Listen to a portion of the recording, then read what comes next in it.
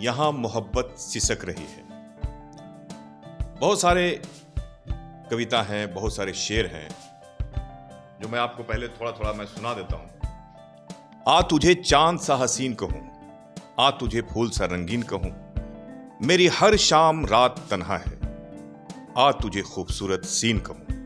मैं आसमां की तरह हूं या हूं जमी की तरह, या सागर हूं खारे या हूं नदी की तरह। कितना साधे है मन को, कितना साधे है तन को, कितनी भरपूर हूं खुद में या हूं कमी की तरह। ये सारे कविताएं हमारे बगल में बैठी मशहूर कवित्री सावित्री सुमन जी के लिखे हुए हैं और उनकी ये किताब है यहाँ मोहब्बत सिसक रही है। बहुत ही खूबसूरत इनकी लेखनी है और बहुत ही खूबसूरत अंदाज है। इनके कई शोज विदेशों में भी हुए, कई राज्यों में हुए। जहानाबाद जिले की रहने वाली सावित्री सुमन से आज आपका इंट्रोडक्शन कराते हैं, मुलाकात करवाते हैं। सावित्री सुमन जी, आपका स्वागत है सबसे पहले हमारे खास कार्यक्रम में। बहुत बहुत शुक्रिया। ईसा न्यूज के सभी दर्शकों को मेरा हार्दिक शुभकामना, प्रणाम। बहुत ही सौम्य है और इनकी कई कविताएं बहुत मशहूर भी हुई हैं और इन्हें कई जगह सम्मानित भी किया गया है। क्या कहना चाहेंगे आज के समय में जो कवित्री बनना चाहती है, खासकर जो महिलाएं हैं, क्या क्या समस्याएं उनके बीच आती है, क्या उनको झेलना पड़ता है? देखिए, कोई भी चीज़ अगर लिखते हैं तो मन में अगर वो भावना आती है, अगर आप अंदर से प्रेरित होते हैं तभी आप कुछ लिख पढ़ सकते हैं। और उसके लिए सीखना ज़रूरी होता है, उस तरह का माहौल ज़रूरी होता है। मन के अंदर कौन सी भावनाएं आती है, उस भावनाओं को शब्दों में पिरोना और एक मीटर के तहत बांधना रदीफ और काफिया के साथ, तो ये सब सीखते हुए भी या फिर सुनते सुनते भी आ जाता है। तो कोई लड़की या कोई महिला घर में जब कहती है कि हमको कवित्री बनना है, हमको लिखना है, तो वो क्या फेस करती हैं घर में या माहौल में, आज के समय में, आज के वातावरण में? सीखने का हुनर अगर होता है, उसमें जिज्ञासा होता है, तो वो हर परिस्थिति में भी सीख सकती है। मैं गृहिणी हूँ और हम घर में रहते हुए भी इस तरह का, मतलब मेरे घर में कोई परिवार में लिखने, कोई कवित्री नहीं, कोई कवि नहीं है, कोई साहित्यकार नहीं है, लेकिन ये मेरे अंदर की भावना जागृत होते गई तो मेरे मन को ही पहले बहुत अच्छा लगा। तो मैं क्या की, उसको पहले तो इग्नोर की कि क्या आता है, लेकिन कभी कभी कोई बातें मुझे अच्छा लगने लगा तो मैं उसे नोट करने लगी। तो नोट करते करते लगा कि कुछ लिख रही हूँ जो बाकी मतलब बहुत अच्छा लग रहा है। कब से शुरुआत हुई इसकी आपकी? कब से आपने लिखना शुरू किया? आपकी किताब कब से आने लगे? मैं लिखने का काम तो 3 दशक से कर रही हूँ। 30 साल से? 30 साल से कर रही हूँ। बहुत खूब। जब मैं 9th 10th में पढ़ती थी, उस समय की बात है, 90 से पहले की, 90 के दशक में। तो उस समय, अभी ये किताब तो मेरा 2 साल पहले आया है। अच्छा। लेकिन लिखने का कार्य में मेरा बहुत पहले से है। तो समझिए कि ये लिखना ही मेरा तपस्या के तौर पर इसको हम अभी तक करते आए हैं। तो ये मेरी साधना है। साधना जी, लेखनी मेरी साधना है। किससे आप इंस्पायर होती हैं या किनकी कविताएं अच्छा लगता है, किस शायर के या किस कवित्री के? शुरू में तो स्कूल के दौरान में जब हम किसी का सुनते थे तो उस समय मैं मशहूर गज़लकार जो गायक हैं पंकज उदास जी, तो उनका मैं सुनती थी। वो हर समय गज़ल ही गाते थे। तो गज़ल का जो एक होता है शब्दों में बांधना, 2 लाइन में अपनी सारी बातें कह जाना, तो ये मुझे बहुत अच्छा लगा। तो वहाँ से मैंने लिखने की शुरुआत की। अभी के दौर में मैं अंजुम रहबर जी को ज़्यादा सुनती हूँ। अंजुम रहबर जी? हाँ जी, अंजुम रहबर जी की गज़ल मुझे बहुत पसंद है। अभी कहाँ आपके शो हुए हैं और किस तरह का सम्मान आपको मिला है? कितनी संतुष्ट हैं आप अब तक अपने इस कैरियर से? सम्मान तो मुझे बहुत मिला है, साहित्य के क्षेत्र में मुझे बहुत सम्मान मिला है। और इसका कार्यक्रम बहुत जगह हम करके आए हैं, जैसे कि चेन्नई हुआ, लखनऊ हुआ, हरिद्वार हुआ, बहुत जगह हम अभी राजस्थान में प्रोग्राम करके आए हैं। और इसी साहित्य के क्रम में जब लोगों से संपर्क बढ़ा तो हम अंतर्राष्ट्रीय कवित्री के रूप में भी जाने जाते हैं। हम सिंगापुर से भी होकर आए हैं। सिंगापुर में भी इनके शो हुए हैं, वहाँ किस तरह का सम्मान मिला आपको और वहाँ आपने क्या सुनाया, थोड़ा सा यहाँ भी सुना दीजिए। वहाँ मुझे भारत भूषण गौरव सम्मान मिला। तो और वहाँ जितना वो मुझे सम्मानित से ज़्यादा जो प्रेम मिला वहाँ के लोगों का, वहाँ विदेश कहने का लेकिन मेन भारतीय मूल के लोग रहते हैं और पूरी संस्कार पूरी हिंदी वर्ड का यूज करते हैं और वहाँ का पहनावा ओढ़ावा भी बहुत शालीनता से, वहाँ का कविता पाठ इतना अच्छा लगा। और जब मैं वहाँ प्रस्तुति दी तो सामने से लोग आके मुझे आशीर्वाद भी दिए और बोले कि बहुत बेहतर हुआ, बहुत मतलब मेरा भारत का मैंने मान रखा वहाँ विदेश गए जब। तो भारत का मान विदेशों में रख रही हैं सावित्री सुमन जी और काफ़ी धीरे धीरे मशहूर हो रही हैं और हमारी शुभकामनाएं भी हैं इनके साथ है। तो जो सिंगापुर में आपने वहाँ सुनाया था, पहले उसी से स्टार्ट करते हैं, कुछ ऐसा सुनाइए। वहाँ मैंने एक गीत सुनाई थी, उसके बोल हैं, कितने मौसम साथ रहोगे मुझसे इतना कह डालो। एक प्रश्न है जीवन साथी से कि कितने मौसम साथ रहोगे मुझसे इतना कह डालो। कब तक मेरे साथ चलोगे मुझसे इतना कह डालो। कितने मौसम साथ रहोगे मुझसे इतना कह डालो। ये सिंगापुर में आपने सुनाया था। कुछ और जो आपकी गज़लें हिट हैं, जैसे यहाँ मैं देख रहा हूँ आपकी किताबों में, यहाँ मोहब्बत सिसक रही है, थोड़ा इसको भी सुना दीजिए।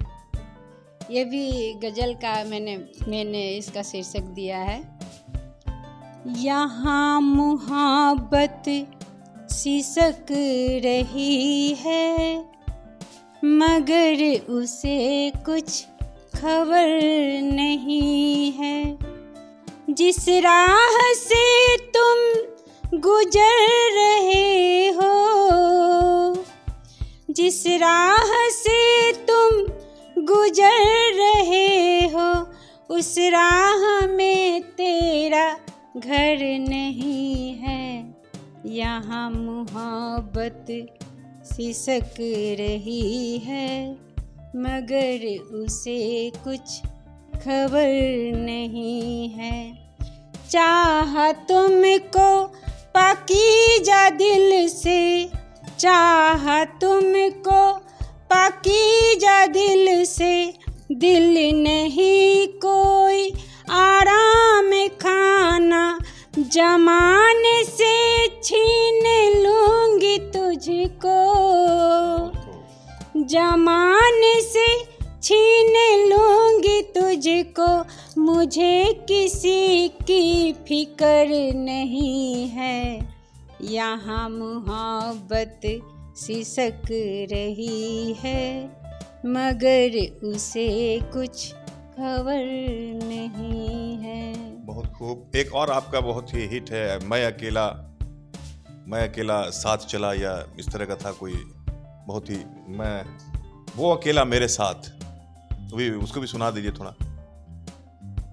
ये भी गजल है। मैं सारा गीत तरन्नुम में ही गाती हूँ। तरन्नुम में ही गाइए, तो गा सकते हैं। बोल के भी तरन्नुम में भी गा सकती हैं, बोल के भी गा सकती हैं। वो मेरे साथ देखिए ये है, वो अकेला मेरे साथ, वो अकेला मेरे साथ चला, वो अकेला मेरे साथ चला, मेरा दिल डरता घबराता चला, वो अकेला मेरे साथ चला। जितनी दूरी हम चाहते थे उतने ही पास आज बैठे थे, उतने ही पास आज बैठे थे। सोचती मैं वो मुस्कुराता चला, वो अकेला मेरे साथ चला। मेरा दिल डरता घबराता चला, वो अकेला मेरे साथ चला। जो आपका कोई फेवरेट है इसके बाद, जो आपको मतलब ज़्यादा आपको अच्छा लगता है या जो लोग पसंद करते हैं, कुछ वो भी हो जाए। एक गीत है जो मतलब संदेश भी मैं देना चाहूँगी कि दिल मेरे दिल लगी के खेल से बचो, दिल मेरे दिल लगी के खेल से बचो, उनकी कातिल निगाहों के मेल से बचो। दिल मेरे दिल लगी के खेल से बचो, जोखिमों से भरा है सफर प्यार का, जोखिमों से भरा है सफर प्यार का। बिना पटरी की दौड़ती रेल से बचो, बिना पटरी की दौड़ती रेल से बचो, दिल मेरे दिल लगी के खेल से बचो। बहुत सुंदर, बहुत ही खूबसूरत। नए लोगों को आप क्या संदेश देंगी जो कवि बनना चाहते हैं या जो नई नई लड़कियां जो कवित्री बनना चाहती हैं, उनके लिए कितना सोर्स है? क्योंकि रोज़मर्रा जीवन के लिए पैसे की भी आवश्यकता होती है। इसमें पैसे का क्या रोल है, या पैसा कितना आता है, या आता है तो उससे जीवन यापन हो सकता है कि नहीं हो सकता? इस पे भी आप प्रकाश डालिए, बहुत ही ज्वलंत बात है। हाँ, ये तो सही बात है, क्योंकि हम लोग इतनी मेहनत करके लिखते हैं और हर चीज़ का इनकम का स्रोत होता है, लेकिन इनकम का स्रोत इसमें ना कोई साहित्यकार को लोग सम्मान दे देते हैं, लेकिन कुछ अमाउंट नहीं देते हैं। तो बड़े बड़े लोग तो लाखों रुपए लेते हैं। हाँ, लेकिन उसका एक जब स्तर होता है, जब हर कोई कुमार विश्वास नहीं हो पाता है, लेकिन जब एक स्तर होता है तो जब डिमांड आता है तो उसमें इनकम होता है। तो वहाँ तक इसमें आप कैरियर बना सकते हैं अगर आपकी लेखनी में ताकत है। तो हर शायर की, हर कवियों की ख्वाहिश होती है कि उस जगह पर पहुंचे, उतनी मेहनत करें। आप क्या सोचती हैं इस बारे में? मैं भी चाहती हूँ उस लेवल तक पहुँचूं। मेहनत कर रही हैं? मेहनत कर रहे हैं। क्या कहना चाहेंगे दर्शकों को? मैं दर्शकों को यही कहना चाहूँगी कि अगर आप में जुनून है लिखने का तो आप पहले सुनिए। आप जितना सुनिएगा, आप 100 सुनिए लेकिन एक लिखिए। आप जब तक आप बार बार लिखते जाएंगे और सुनिएगा नहीं तो आप में शुद्धता नहीं आएगी। वो जो बात होनी चाहिए वो नहीं आएगा, जो प्रभाव लोगों पर पड़ना चाहिए वो नहीं आएगा। लेकिन आप बार बार उसको सुनिए, आप अंदर में ग्रहण कीजिए, उसे अपना साधना बनाइए। कोई भी चीज़ हम सीखते हैं तो साधना जब तक नहीं होता तब तक उसका फल नहीं मिलता है। तो आप कुछ भी ग्रहण कीजिए तब आप अपना निकालिए। बहुत अच्छा। अब अंतिम एक आपका हो जाए, एक कविता अंतिम, और उसी से हम लोग कार्यक्रम को समाप्त करेंगे। अंतिम, हाँ, कोई अगर आपका जो फेवरेट है, बहुत सारे फेवरेट, हम तो पढ़ रहे हैं आपका किताब, तो एक से एक आपने कविता का संग्रह किया है। हाँ, एक मैं सुनाती हूँ। पाकीज़ा मोहब्बत है तो इजहार कर लो, इजहार कर लो। पाकीज़ा मोहब्बत है तो इजहार कर लो, इजहार कर लो। आ जाओ आकर के आँखें चार कर लो, आ जाओ आकर के हमें प्यार कर लो, हाँ प्यार कर लो। दिल ढूंढ रहा है वही आँखों की नरमियाँ, दिल ढूंढ रहा है वही आँखों की नरमियाँ। दिल ढूंढ रहा है वही आँखों की नरमियाँ। आ जाओ आकर के आंखें चार कर लो, हाँ चार कर लो। पाकीज़ा मोहब्बत है तो इजहार कर लो, इजहार कर लो। आ जाओ आकर के हमें प्यार कर लो, हाँ प्यार कर लो।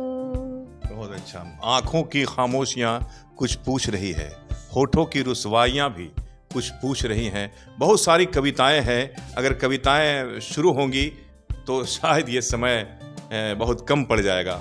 हमारे साथ सावित्री सुमन जी, जिन्होंने बहुत कविताएं भी सुनाई और बहुत सारी बातें की, जिसमें प्रोफेशनल से लेकर कैसे कवि कैसे बनना है, कवित्री कैसे बनना है, इसे पाना चाहते हैं तो आप पा सकते हैं। आप कांटेक्ट कर सकते हैं सावित्री सुमन जी से, या कई बुक स्टॉल पर भी ये उपलब्ध है।